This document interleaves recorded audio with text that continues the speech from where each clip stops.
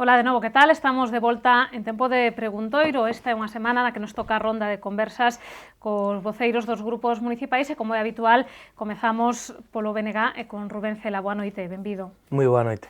Estamos en luns de resaca despois uns días moi intensos en Santiago e xa cun ollo pensando no mes de agosto. Non sei se vostede vai ser dos que desfruten de vacacións, está tamén aí apurando os últimos días de traballo.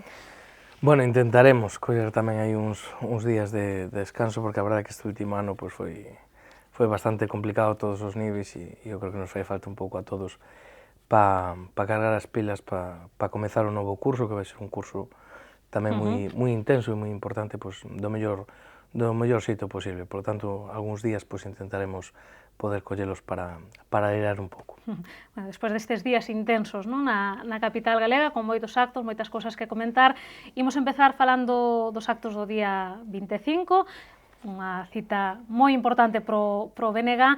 Como valora vostede o que aconteceu no Día de Galicia do punto de vista da súa formación? Logo falaremos de outros aspectos tamén. Bueno, pues desde o punto de vista do Bloque Nacionalista Galego foi un día, pues certamente moi importante e, sobre todo, para min, moi emotivo, non? Eu levo participando na manifestación do 25 de xuño desde que teño 15 anos e creo que esta, para min, foi das máis emotivas, non? Eu creo que foi unha manifestación absolutamente multitudinaria, como facía moitos anos que non tiñamos, e máis que a xente, non, cuantitativamente, o que era palpable era o ambiente, non? Eu creo que o Bloque está nun proceso de recuperación, de rexeneración, de reilusionamento tamén, incluso na nosa propia base militante, e iso se palpaba, non, nas rúas de Santiago, na Praza da Quintana e posteriormente pues, na Carballeira e en todo o que foi o festival, non? Por lo tanto, eu creo que foi un día importante para o BNG e, sobre todo, pues, para seguir sumando, non? Pois un pouco de ilusión, de esforzo, dunha militancia pues, que leva 2, 3, 4 anos pois moi complicados, non? E nese sentido, pois eu creo que o BNG cada día que vai pasando, pois o que vai demostrando é que unha organización moi sólida, cunha base militante moi comprometida, cunha implantación territorial no conxunto do país moi importante e despois con un número de militantes e simpatizantes moi significativo. Por lo tanto, o BNG non é unha forza conxuntural, non unha forza de paso, é unha forza pensada para persistir no tempo a medio e longo prazo e, desde logo, con un proxecto político moi arraizado, non? E, nese sentido, pois eu creo que se están dando os pasos precisamente para recobrar o espacio perdido e que cada vez pois, máis persoas que no pasado confiaron en nós e que neste momento pois, non o fixeron por diferentes razóns, pois volvan a ter motivos para volver a ilusionarse, a confiar e a apoiar no proxecto que representa o BNG. A manifestación dalle confianza nese sentido, fai que sexa máis optimista ou cree que simplemente saen á rúa pois, os convencidos? No, de feito había moita xente que non son dos convencidos precisamente, non? Eu creo que foi unha manifestación moi curiosa nese sentido, non, moi heterodoxa, non?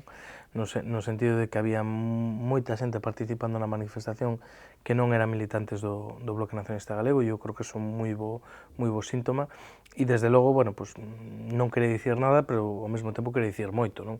Quere dicir pues, que sigue existindo un nacionalismo organizado ao redor do BNG cunha forte implantación e que moita xente que, a pesar das dificultades, está disposta a seguir dando a cara polo BNG, non? Desde logo, para nós, pois, un motivo de alegría, de satisfacción e de orgullo, non? Hai poucas organizacións políticas neste país que teñan a capacidade de mobilización que ten o Bloque Nacionalista Galego, non? E se puido ver precisamente tamén o propio 25 de xullo con respecto a outras formacións, non? Entón, bueno, eu creo que eso, desde logo, é significativo de que as cousas pois empezan a cambiar pouco a pouco. Este vai ser un proceso que nin vai ser rápido nin vai ser doado, eso é así, e quen pense que se poden facer as cousas de xeito rápido e sinxela, pois directamente pois verá que está trabucado.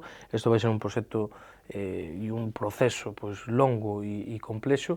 Agora, eu creo que se están dando os pasos correctos, non? Na dirección correcta e agora pois, o que hai que facer é esforzarse máis, traballar máis, facer as cousas mellor e pouco a pouco, como as formiguiñas, pois, indo recobrando pois, esa simpatía, esa complicidade de unha parte da sociedade galega pois, que, por as razóns que foran, deixou de confiar e de apoiar o nacionalismo galego. Aludía vostede a outras formacións que tamén se movilizaron no 25 de xullo.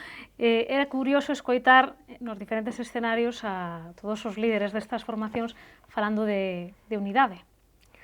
Sí, o problema é que a unidade é unha desas palabras un pouco fetiche que moitas veces incluso tamén tremendamente prostituídas, non? Eu creo que a unidade sempre importante para un proxecto político e, desde logo, para o nacionalismo galego sempre foi un leitmotiv, non? O Bloque Nacionalista Galego, de feito, é unha organización política non convencional, non é un partido político, senón que é unha fronte política basada precisamente na unidade, non? Na unidade de diferentes organizacións políticas, de diferentes sensibilidades, de diferentes formas de ver, de concebir o país, pero con un mínimo común denominador, non? Pois o camiño cara a unha sociedade máis xusta, pero sobre todo o camiño cara unha realidade na que Galiza teña capacidade de decidir libremente o seu futuro. Ese é o mínimo común denominador do que foi precisamente a casa común do nacionalismo, que foi o Bloque Nacionalista Galego, e para moitos sigue a ser, non? Nese sentido, bueno, pois a unidade é algo que se fai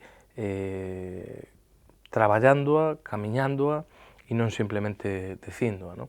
E desde logo esa unidade se ten que construir sobre unhas bases sólidas, o que non ten sentido é construir unha unidade pois, que é ficticia ou facer chamamentos a unha unidade cando non se está disposto pois, a asumir pois, os principios básicos nos que se debería asentar esa unidade, non? Por lo tanto, eu creo que, desde logo, por parte do Bloque Nacionalista Galego, nunca ha de faltar, faltará un momento en que se nos chame para estar sentados nunha mesa para falar da unidade, da recomposición, da reorganización, incluso do conxunto do nacionalismo que os está pois fora do Bloque Nacionalista Galego. Agora ben, iso non pode ser simplemente pois, palabras que se botan o vento, non? Iso ten que ir seguido de feitos e, sobre todo, iso ten que estar baseado nunha vontade real de que haxa un proxecto común, cuns mínimos, no noso caso están clarísimos, que son a autoorganización do povo galego e a defensa de Galiza como nación. Bueno, pois estaba vostede participando nos actos do BNG e, claro, non puido escoitar o rei na súa ofrenda ao apóstolo, non? Pois a verdade é que non, e ainda que pudera, pois, tampouco asistiría, non? Porque o Bloque Nacionalista Galego o que sempre defendeu, non de agora, non porque viñera neste caso o novo monarca, sino de sempre, polo que abogamos é por unha separación clara do que é o Estado, as administracións públicas do que é a Igrexa, non? E nese sentido eu creo que hai unha parte de actos oficiais do 25 de xullo que misturan dun xeito que nos consideramos pouco acaído pois esas dúas esferas, non? Unha esfera que nos entendemos que é a pública e unha esfera que entendemos que habería que reservar para o ámbito privado e, por tanto, bueno, desde hai moitos anos non participamos deses actos. A maiores, pois neste caso, como sabes, pois o BNG é unha organización claramente republicana, no sentido de que entendemos pois que a monarquía pois é unha cousa pois para estudar nos libros de historia, non? E desde logo é algo, un modelo absolutamente do pasado e que non ten sentido e incompatible desde o noso punto de vista cun sistema democrático, non? Por lo tanto, nos creemos que o proceso que se tiña que dar agora non era o da abdicación e o cambio dun Borbón por outro Borbón, sino que o que tiña que haber pois era un cambio de réxime onde se pasara dun reino pois a un réxime republicano onde se recoñeceran, por suposto, pois as diferentes realidades nacionais que hai dentro do Estado español. As realidades nacionais. Falaba Felipe VI na súa ofrenda ao apóstolo, creo que máis pensando en Cataluña, que no que estaba a acontecer preto da catedral, non? Ali na praza da Quintana, dicía que hai diferentes formas de sentirse español e que todas valen.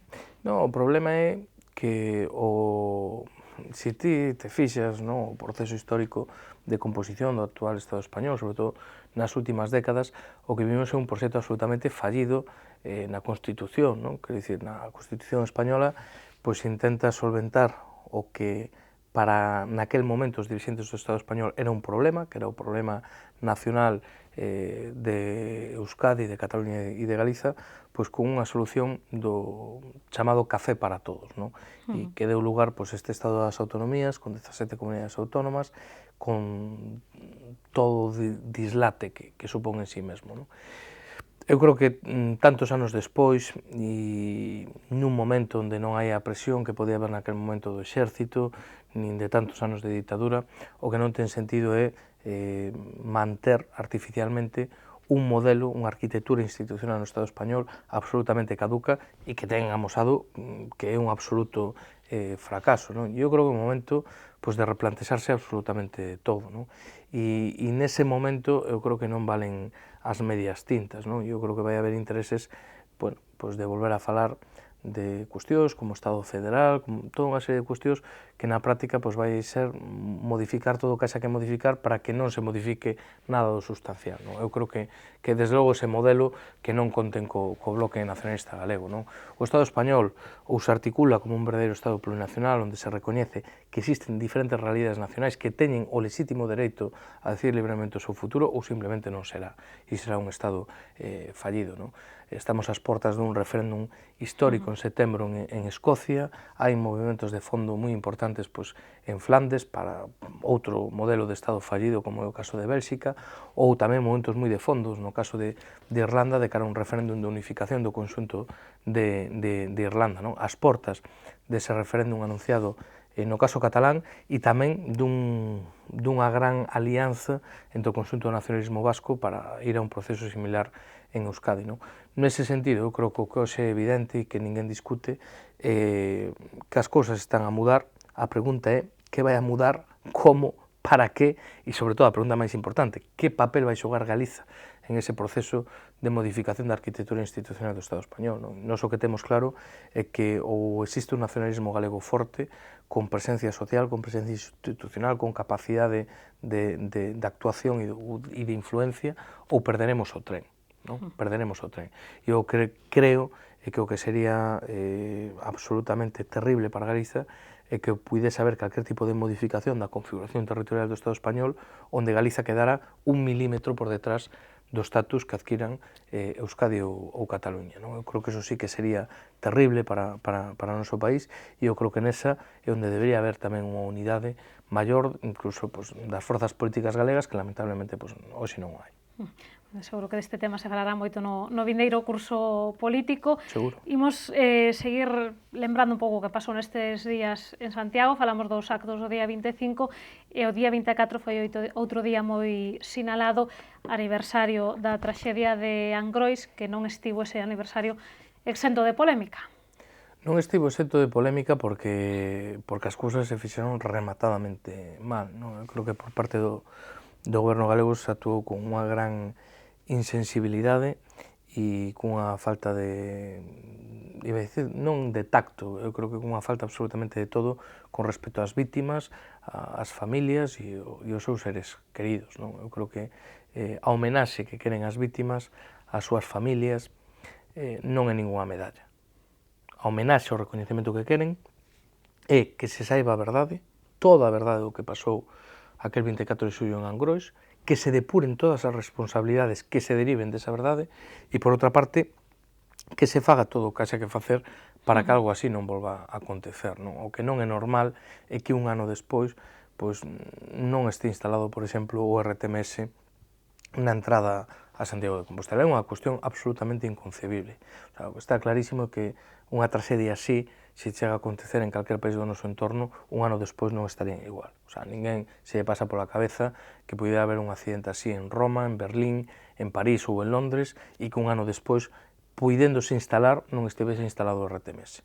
Pasa no Estado español pois, porque o Partido Popular entende que instalar hoxe o RTMS pois, é recoñecer que era un sistema de seguridade que facía falta no seu día e que non estaba instalado. Bueno, eso ahora mismo sería o de menos. O que é tremendamente mezquino, e creo que hai que calificarlo así, mezquino, é por intereses políticos non acometer as actuacións que haxa que acometer para que algo así non volva a suceder. Non? Eu creo que existindo sistemas de seguridade que poden garantir que no caso de calquer erro humano do maquinista que leva unha máquina que vai a 300 km por hora, que pode levar a centos de pasaxeiros dentro, que si ten calquer tipo de erro, pois, se poida garantizar a súa deceleración e demais, e non instalalo, pois, bueno, creo que é moi difícil de explicar, como moi difícil de explicar e é unha das grandes reivindicacións das vítimas, que Partido Popular e Partido Socialista se puxeran de acordo, tanto no Congreso dos Diputados como no Parlamento de Galiza, para vetar as comisións de investigación que ten solicitado, neste caso, o Bloque Nacionalista galego, non? Si non hai nada que ocultar, si non hai nada que agochar, que medo ten o Partido Popular e o Partido Socialista a que se pode investigar, aparte de en sede judicial, tamén en sede parlamentaria, pois o que aconteceu, porque o que é evidente é que aquí, máis alá das responsabilidades penais que poida ter un maquinista, existen responsabilidades políticas no momento en que no seu día se tomaron decisións. Alguén tomou a decisión de non instalar o RTMS neste tramo final de Santiago. Bueno, terá que explicar quen foi e por que se tomou esa decisión e en base a que, non? E a partir de aí, pois tamén se derivarán, evidentemente, responsabilidades políticas. Por que non se quere investigar iso? Por que se negan sistemáticamente a que se podan abrir comisións de investigacións no Congreso dos Diputados e no Parlamento de Galiza? Bueno, eso é o que non entenden as vítimas, o que non entenden as súas familias e o que non entende absolutamente ninguén, máis que hai un pacto de silencio entre o Partido Popular e o Partido Socialista porque se están a cubrir mutuamente as súas vergoñas en todo este caso, non? Dicía vostede que as vítimas non queren medallas, pero o certo é que tamén pues, as asociacións de vítimas estiveron un pouco divididas, non? Na conveniencia ou non de que se celebrara ese acto do día 24. Bueno, hai división porque se esforza a ter que posicionarse sobre unha tesitura deste tipo, non? E eu creo que, bueno, pues, que aí son lexítimas todas as posturas. No que sí que existe unanimidade entre todas as vítimas e entre as dúas asociacións de vítimas en que isto se ten que investigar hasta o final, téñense que coñecer os responsáveis e depurar responsabilidades e que se teñen que acometer as medidas de seguridade que hai que acometer, non? Entón, eso sí que non hai, niso non hai discusión máis alá, bueno, pues, de que pode haber vítimas que entendan que se che invitan a un sitio hai que ir e outras que entendan que, aínda que che inviten, se non se cumplen os mínimos, pues, non hai que ir, non? En calquera caso, eu creo que por parte do goberno español pues, está actuando rematadamente mal en todo este caso, non? Eu creo que foi un día terrible, foi un día durísimo e todos os esforzos que se fixeran ahora mismo para intentar evitar algo así pues, serían insuficientes e é o mínimo que se pode exixir os nosos gobernantes, o mínimo. E o problema é que hoxe, no plano estrutural, o tren Albia sigue pasando pola curva da Grandeira todos os días cunhas medidas de seguridade moi similares, o sea, con algunha baliza máis, pero sin RTMS e sin ese tipo de medidas pues, que serían as que asegurarían pues, un freado de emerxencia en caso pues, de que lle dera calquer tipo de indisposición o maquinista. Por lo tanto, eu entendo e comparto pois, o enfado dunha parte moi importante das vítimas e a indignación dunha parte moi importante da poboación. Non? De feito, BNG vai levar este asunto novamente ao pleno, non? Da Corporación Municipal. Ímolo levar outra vez ao pleno, ímolo levar outra vez ao Parlamento de Galiza, ímolo levar ao Congreso dos Diputados e levarémolo onde faga falta e ás veces que faga falta. Non? No caso do pleno municipal, porque entendemos que non se está a cumprir nin cos mínimos. Non? Vostede pense que hai un ano Ana Pastor pois, se comprometía pois, con unha cuestión tan de mínimos como compensar, por chamarlo de algún xeito, os veciños e as veciñas de Angrois con ese parco da festa do outro lado das vías. Non? Bueno, parece que casualmente, xusto antes do aniversario, ese tema se reactiva, pero a realidade é que un ano despois non hai nada.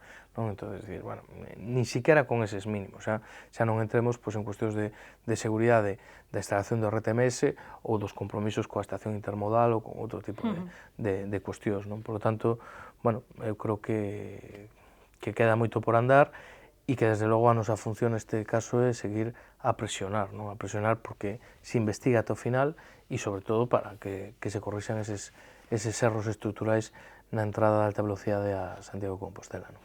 Deixando xa Angrois e falando de temas que se reactivan, nos últimos días tivemos no Pazo de Raxoi hoxe a visita do presidente da Deputación, hai uns días da Conselleira de Facenda. Antes o alcalde víase co presidente da Xunta, parece que se lle está dando pulo a temas que estaban aí un pouco esquecidos ou non? Como interpreta vostede todas estas reunións que temos nos últimos días? Bueno, de momento é difícil de calificar, non? De momento eu creo que ten unha parte aparencial evidente, non? Aparencial, veremos se eso se acaba concretando, o gallá, non? Si se concreta, pues teríamos que facernos varias preguntas, non? Por que se reactivan determinados temas co señor Agustín Hernández e se tiñan paralizados co señor Currás, non? Sería unha boa pregunta que os propios interesados nos terían que contestar. Pero que o problema é que de momento non hai nada, non? Vostede fíxese que unha das entrevistas máis importantes que tivo o señor Agustín Hernández neste período foi co presidente da Xunta de Galiza, co seu compañeiro de goberno durante estes anos no goberno de Galiza, onde, bueno, pues había unhas expectativas creadas alrededor desa visita bastante altas. E despois nos damos conta que o que nos venden a bombo e platillo é o bosque de Galicia, que é plantar pues, unha serie de árbores autóctonas alrededor da Cidade da Cultura, que xa estaba anunciado en tempos de Ángela Bugallo como consellera de Cultura e que o propio Feijóo anunciou pues, no ano 2012 no plan director do Monte Gaiás e que nos volven a anunciar por terceira vez, non? Ou pues, o Estatuto de Capitalidade, non?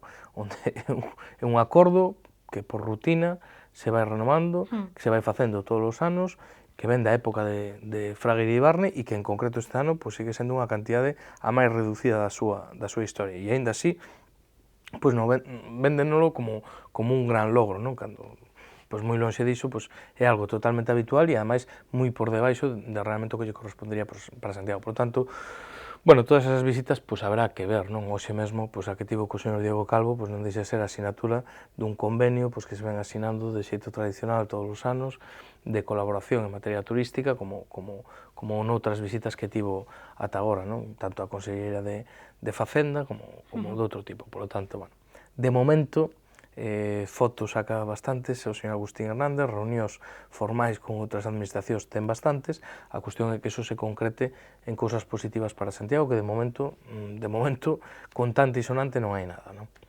Pois imos vendo logo como se concreta ao longo das próximas semanas, temos agosto, aí daremoslle un parón, non? Permitimoslle ou non a este alcalde. Sí, a ver, o que está claro que eso dos 100 días, pues, se o aplicáramos a este goberno, pues sería terrible, pero vamos polo terceiro alcalde, xa teríamos que ter 300 días, non?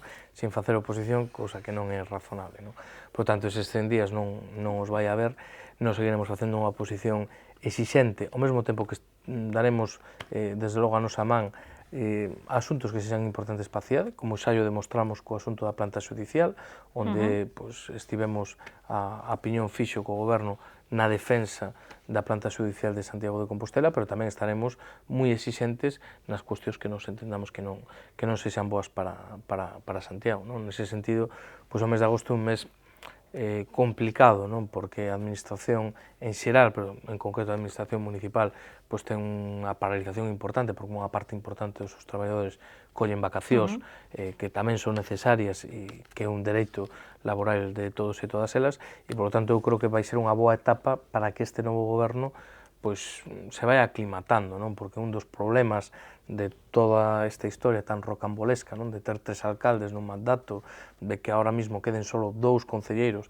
dos 13 eleitos polo Partido Popular na noite electoral, etcétera, etcétera, pois unha das consecuencias negativas é que, claro, hai moitas áreas que será o terceiro, cuarto ou quinto responsable político que teñen este mandato, non? E, por lo tanto, eso implica unha que ese novo responsable político se teña que poñer o día, teña que coñecer o servicio, aos funcionarios, os asuntos que están pendentes, que non son poucos os que están nos caixós, e todo eso pues, leva un tempo de aclimatación. E, por outra parte, están os veciños, non? Oxe, hai moitos veciños, a min pregúntame moita xente, que eu agora pues, non sei a quen lle teño que preguntar cando teño unha farola que non funciona, ou cando roban cable, ou cando non veñen a recoller o lixo, porque xa perdimos a conta de quen é o concelleiro ou concelleira do ramo, non? Por tanto, eu creo que este mes de agosto pois sí que lles virá ben, porque é un mes con menos actividade política e o que lles pode servir é pois, para poder estudar, coñecer mellor os seus servicios, as súas áreas, os temas que están pendentes e empezar setembro dun xeito mellor, non? Por tanto, que o aproveiten. Bueno, pues que aproveite o goberno, que aproveite tamén vostede na medida das súas posibilidades. E moitas grazas, como sempre, por acompañarnos hoxe no Preguntoiro. Moitísimas grazas a vos.